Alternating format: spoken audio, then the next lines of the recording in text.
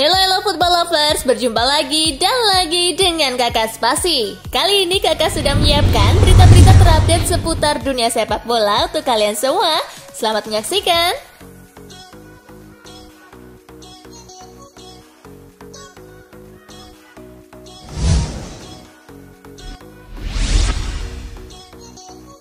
Resmi, Newcastle United pecat Steve Bruce. Newcastle United resmi tak ditangani Steve Bruce lagi. Steve Bruce dan Newcastle United resmi pisah jalan Rabu 20 Oktober 2021 sore waktu Indonesia bagian Barat, 13 hari setelah akuisisi klub oleh Pangeran Arab Saudi Mohammed bin Salman. Perpisahan ini terjadi tepat setelah Bruce melalui laga ke-1000 sebagai manajer dengan Newcastle kalah 2-3 dari Tottenham Hotspur akhir pekan lalu.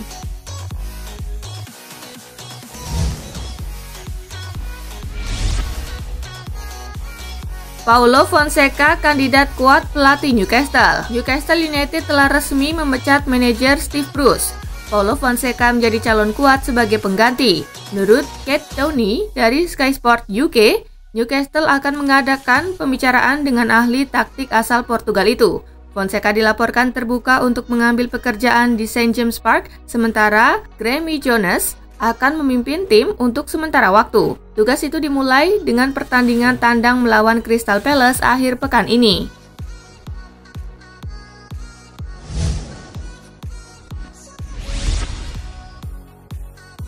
Resmi, Barcelona perpanjang kontrak Ansu Fati. Blaugrana mengumumkan sebuah kabar gembira. Kabar yang dimaksud adalah Ansu Fati dan pihak klub sepakat untuk terus bekerja sama.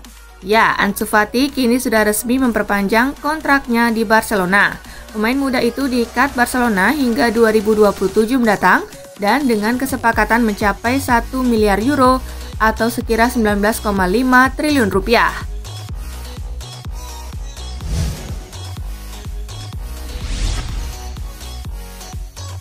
AC Milan belum menyerah di Liga Champions. AC Milan kalah melulu di Liga Champions, terbaru mereka ditekuk Porto 0-1. AC Milan pun untuk sementara menempati posisi terbuncit di grup B dengan 0 poin. Peluang AC Milan untuk lolos ke babak berikutnya dinilai sangat berat. 3 laga tersisa mau tak mau harus wajib menang. Zlatan Ibrahimovic menegaskan kalau AC Milan belum menyerah di Liga Champions. 3 laga terakhir baginya adalah laga-laga hidup dan mati. Milan harus menang demi memenuhi harapan untuk terus bermain di level tertinggi kompetisi antar klub Eropa itu.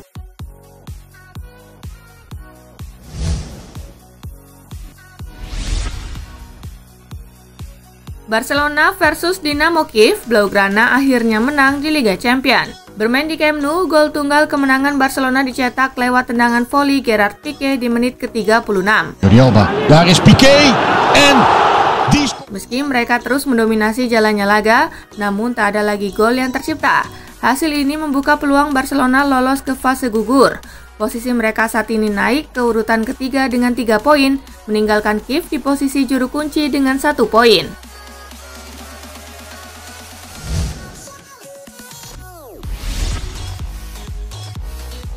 MU versus Atlanta, comeback setan merah tundukan Ladea 3-2. Bermain di Old Trafford, sontekan Mario Pasalic di menit ke-15 Costa and it's in from Pasalic. Dan sundulan Merih Demiral di menit ke-29 membawa Atlanta unggul 2-0 di babak pertama. Namun MU mengubah strategi, bermain lebih agresif dan sukses membalikan keadaan di babak kedua. Gol-gol dari Marcus Rashford di menit ke-53, It's Marcus Rashford and a start. Harry Maguire di menit ke-75, Header on by Cavani, chance for Maguire. Dan Cristiano Ronaldo di menit ke-81 mengantarkan MU menutup laga dengan kemenangan 3-2. That's the testing ball. Ronaldo! Hasil ini membuat MU memuncaki klasemen sementara dengan 6 poin. Sementara itu, Atlanta melorot ke urutan kedua dengan 4 poin.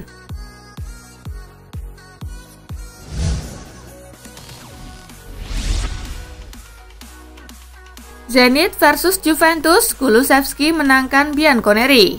Zenit versus Juventus berlangsung di Gazprom Arena.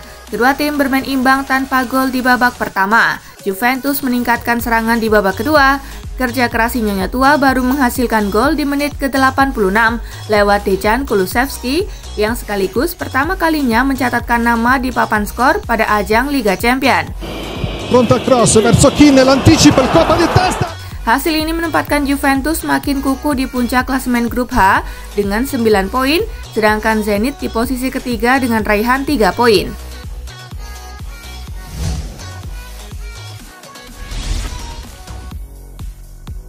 Benfica versus Bayern Munich, di Rotten menang 4-0. Bertanding di Estadio da Luz, Bayern sukses menang dengan skor 4-0. Seluruh gol tim asal Jerman itu dicetak pada babak kedua berkat aksi Leroy Sané di menit ke-70. Leroy Sané, gol! Gol bunuh diri Everton Sousa di menit ke-80. Parece el segundo, Gnabry en contra. Robert Lewandowski di menit ke-82. Sané con el taco, Roberto.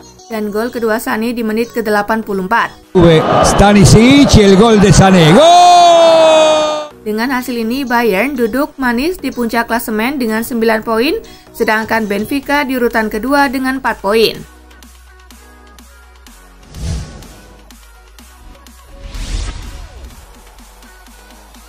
Chelsea versus Malmo, The Blues menang telak 4-0. Bertanding di Stamford Bridge, Chelsea tampil begitu dominan atas Malmo. Hasilnya 4 gol bisa bersarang ke gawang Malmo. Andreas Christensen membuka keunggulan Chelsea di menit ke-9. Thiago Silva, and it's a goal for Christensen. Jorginho menggandakan keunggulan di menit ke-21. Jorginho. Kai Havertz mencatatkan namanya di papan skor di menit ke-48. Havertz clips it over the keeper. Jorginho mencetak gol keduanya di menit ke-57. And it is. Kemenangan membuat Chelsea mengkoleksi 6 poin dari 3 laga, adapun Malmo tenggelam di dasar grup dengan nil poin.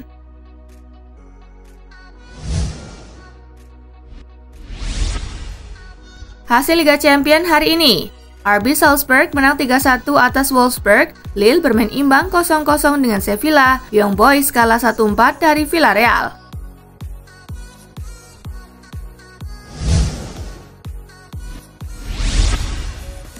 Bianconeri irit gol dan dejavu Allegri. Juventus memiliki peluang besar melaju ke babak 16 besar Liga Champions usai meraih kemenangan 1-0 melawan Zenit Saint Petersburg di babak penyisihan grup H Kamis 21 Oktober. Dilansir dari Opta, Bianconeri menjadi satu dari 2 klub di 5 liga top Eropa yang irit gol untuk meraih kemenangan. Tercatat Juventus sudah 4 kali membukukan kemenangan lewat skor 1-0 di semua kompetisi. Fakta yang tak kalah mengejutkan ialah Juventus menjadi satu-satunya tim di grup H yang belum tersentuh kekalahan. Juventus juga mampu menyapu 3 awal dengan kemenangan sejak pertama kali dibukukan Bianconeri kala manggung di Liga Champions. Terhitung sejak musim 2018-2019, di mana saat itu juga dilatih oleh Allegri.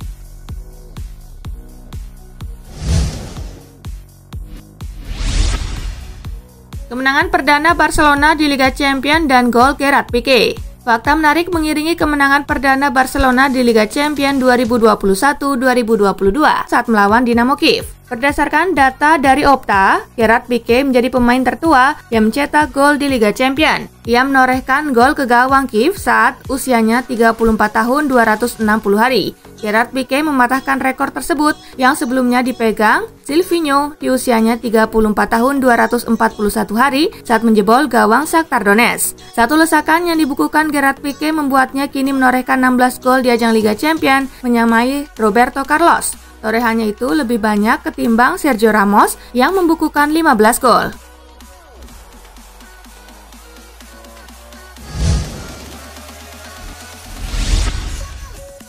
Meski menang besar atas Malmo, Chelsea kehilangan Romelu Lukaku dan Timo Werner.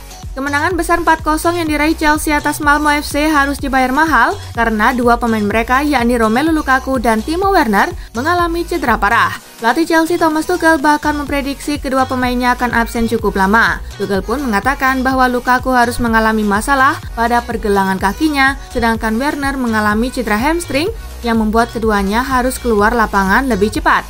Tuchel pun mengatakan bahwa dirinya masih memerlukan pemeriksaan lebih lanjut untuk memastikan kondisi Lukaku dan Werner. Pelatih berusia 48 tahun itu pun memastikan bahwa kedua striker tersebut akan absen dalam beberapa pertandingan mendatang.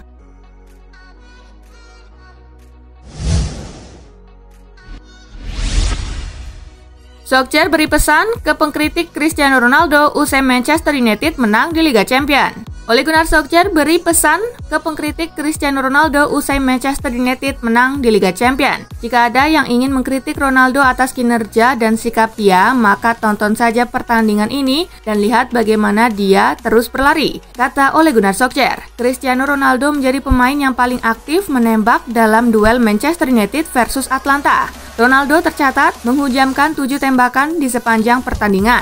Cristiano Ronaldo sukses membukukan gol dalam 3 pertandingan Liga Champions 2021-2022 secara berturut-turut.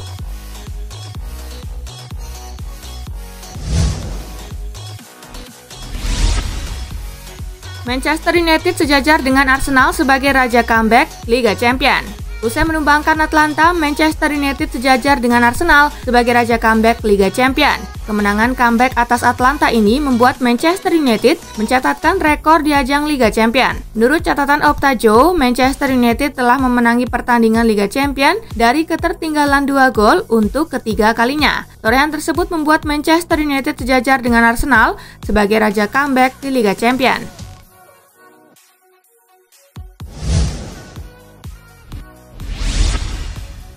Cristiano Ronaldo catatkan penampilan ke-300 bersama MU jadi penentu kemenangan lawan Atlanta. Laga Manchester United versus Atlanta di Liga Champions menjadi momen istimewa bagi Cristiano Ronaldo. Ronaldo mencatatkan penampilannya yang ke-300 bersama MU dini hari tadi, 14 tahun sejak ia mencapai angka 200 dengan seragam merah. Dikutip dari situs resmi klub, Ronaldo adalah pemain ke-60 dalam sejarah United yang mencapai rekor 300 penampilan. Istimewa lagi, Ronaldo berhasil membawa MU mencatatkan kemenangan atas Atlanta, di mana Ronaldo mencetak gol penentu kemenangan pada laga tersebut.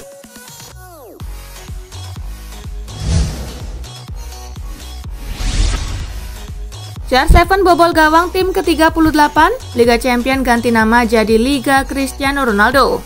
Ronaldo berhasil menorehkan namanya di papan skor saat membobol gawang Atlanta. Menurut data Scouka, Ronaldo kini telah mencetak gol melawan ke-38 tim berbeda di Liga Champions. Jumlah tersebut menjadikan Ronaldo pemain dengan korban paling banyak dalam sejarah kompetisi itu. Tak heran Scouka menilai UEFA Champions League cocok berganti nama menjadi UEFA Cristiano League. Sebelumnya, Ronaldo bahkan kerap dijuluki sebagai Mister Liga Champions. Hal itu tak lepas dari beragam rekor yang Ronaldo pecahkan dalam kompetisi tertinggi antar klub benua biru tersebut. Mega bintang asal Portugal itu merupakan pemegang rekor sebagai pemain dengan penampilan terbanyak di Liga Champions dengan 182 penampilan. Bukan hanya itu, Ronaldo juga merupakan pencetak gol terbanyak Liga Champions dengan 138 gol.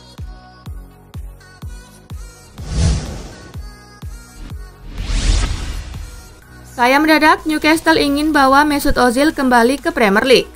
Klub Premier League Newcastle dikabarkan tertarik untuk memboyong playmaker Fenerbahce Mesut Ozil kembali ke Inggris pada Januari atau musim panas tahun depan. Selain itu, Newcastle juga mengincar kiper Fenerbahce Altay Bayindir. Ozil memiliki segudang pengalaman di Premier League karena ia pernah 7,5 tahun membela Arsenal sebelum hengkang ke Fenerbahce pada Januari 2021 kemarin. Belakangan juga muncul kabar bahwa Ozil tengah tak betah di Fenerbahce dan berencana hengkang ketika jendela transfer Januari mendatang dibuka. Beberapa waktu lalu ia kedapatan menunjukkan kekesalan terhadap pelatih Vitor Pereira dengan melempar rompi.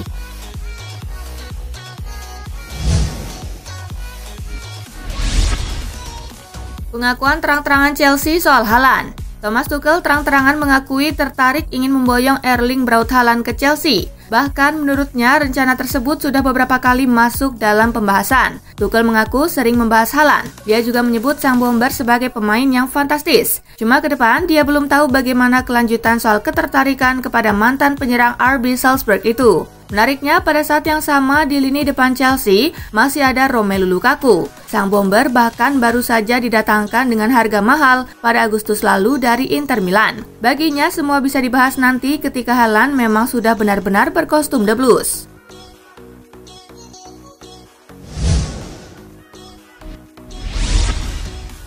Nah itulah tadi guys, kumpulan berita menarik dan terupdate dari Kakak Spasi. Simak terus ya berita-berita terupdate lainnya dari Kakak Spasi yang pastinya akan Kakak update di Spasi Football News. Tapi jangan ditinggalin ya channel Spasinya, karena Kakak akan update juga tentang fakta-fakta menarik seputar sepak bola dunia. Dan jangan lupa untuk terus di like, comment, share, dan juga subscribe ya. See you guys!